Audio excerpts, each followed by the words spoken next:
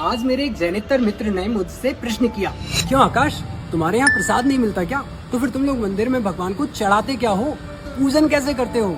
तो मैंने उसे उत्तर दिया, नहीं भाई, हमारे यहाँ ऐसा तो कुछ भी नहीं चढ़ाया जाता जो कि प्रसाद के रूप में बढ़ सके और किसी की भूख मिटा सके, पर ऐसा जरूर चढ़ाया जाता है जो किसी का भाव मिटा सके।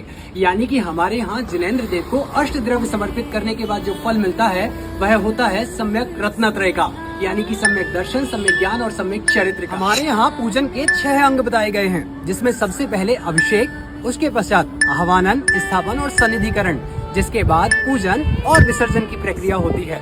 इसमें सबसे पहले शुद्ध प्रासुक जल के साथ भगवान का अभिषेक किया जाता है। उसके बाद प्रारंभ होता है आह्वानन, स्थापन और सन्निधिकरण, यानी कि हे जिनेंद्र देव, आइए आप मेरी हृदय वेदी में विराजमान हो जाइए, ताकि बड़े ही भक्ति भाव के साथ मैं आपकी पूजन को कर सकूं। और फिर प्रारंभ होता है भगवान को अष्ट द्रव्य समर्पित करने का यह क्रम, जिसमें सबसे पहले जिनेंद्र देव के चरणों में समर्पित किया जाता है जल, जिसका उद्देश्य होता है कि हे जिनेंद्र देव, जिस प्रकार से जल है उसे कितना ही गंदा कर दिया जाए, किसी भी रंग में ढाल दिया जाए, पर एक प्राकृतिक प्रक्रिया के बाद वह अपने मूल स्वरूप में आ जाता है। उसी प्रकार हे जिनेंद्र देव, मैं भी अपने मूल स्वरूप को यानी कि मोक्षत्व को प्राप्त कर लूं, ताकि मेरा जन्म, जरा और मृत्यु हमेशा के लिए नष्ट हो जाए। इसके पश्चात भगवान को समर्पित किया जाता है चंदन, कि जिस प्रकार से चंदन परम शीतलता देने वाला होता है, हे जिनेंद्र देव, मैं भी संसार रूपी अग्नि में भवों भवों से जल रहा हूँ। आप चंदन को स्वीकार करके मेरे संसार रूपी ताप को नष्ट कर दीजिए। इसके पश्चात हम भगवान के चरणों में समर्पित करते हैं श्वेत वर्ण के वे साबुत चावल जो अक्षय होते हैं, मतलब कि टूटे हुए नहीं होते, जिसका मतलब है कि हे भगवान, मैं आपके चरणों में अक्षय समर्पित करता हूँ, ताकि मुझे अक्षय और अखंड पद की प्राप्ति हो सके। और फिर चढ़ाए जाते हैं भगवान के चरणों में पुष्प, यानी कि पीत वर्ण के ऐसे चावल जो इस बात के प्रतीक होते हैं कि भगवान जिस प्रकार से पुष्प है वह विलासिता का भी प्रतीक है और कोमलता का भी प्रतीक है। मेरे अंदर की विलासिता समाप्त हो और ऐसी कोमलता जन्मे जो मेरे काम रूपी वाण का विध्वंस कर सके, यानी कि मेरे अंदर की नकारात्मकता और काम वासना को समाप्त कर सके।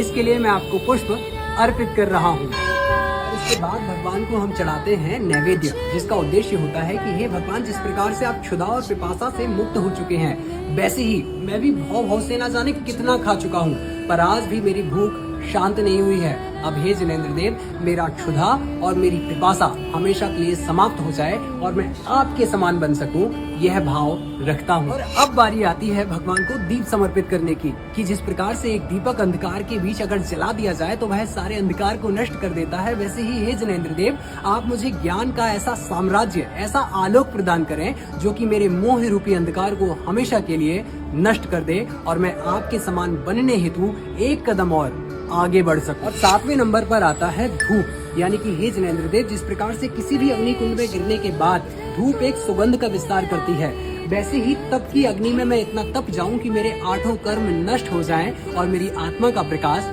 सामने आ सके। और हम फाइनली पहुंच जाते हैं फल चढ़ाने के लिए, जो कि क्रमांक होता है 8वां। जैसे कि हर एक पूजा का, हर एक प्रार्थना का एक उद्देश्य होता है कि मुझे इसका यह फल प्राप्त हो, वैसे ही हे जिनेंद्र देव, मेरा भी एक फल प्राप्त करने की इच्छा है, और वह फल कोई गाड़ी, बंगला, मकान या फिर सांसारिक सुख नहीं है। वह फल तो मैं चाहता हूँ कि वह मोक्ष फल के रूप में मुझे प्राप्त हो। इसलिए हे जिनेंद्र देव, मोक्ष फल प्राप्त है, आपको फल अर्पित कर रहा हूँ। और अंत में भगवान को पूर्णार्घ्य के रूप में और जयमाला के अर्घ्य के रूप में 8 द्रव्यों का एक समूह, यानी कि पुंज बना करके समर्पित किया जाता है, जिसका उद्देश्य होता है कि हे भगवान, जिस प्रकार से अनर्घ्य पद को आपने प्राप्त कर लिया है, वैसे ही मैं यह अर्घ्य समर्पित करके अनर्घ्य पद की कामना करता हूँ। और इस प्रकार से हम पहुँच जाते हैं पूजन के 6वें अंग की ओर, जिसका उद्देश्य होता है कि भगवान, मैंने बड़े ही भक्ति भाव के साथ आपकी पूजन की है और अब मैं अपनी इस पूजन को पूर्णता का स्वरूप प्रदान कर रहा हूँ। अब आप मुझे आशीर्वाद प्रदान करें कि मैं विसर्जन के साथ ऐसी कामना रख सकूं कि मेरा अंत समय में समाधि मरण हो और रत्नत्रय की प्राप्ति हो सके। और इस प्रकार से पूर्ण होती है जिनेंद्र देव की पूजन की यह विधि। हम फिर मिलेंगे किसी नई वीडियो में, तब तक आप अपना और अपनों का ध्यान रखें। सादर जय जिनेंद्र।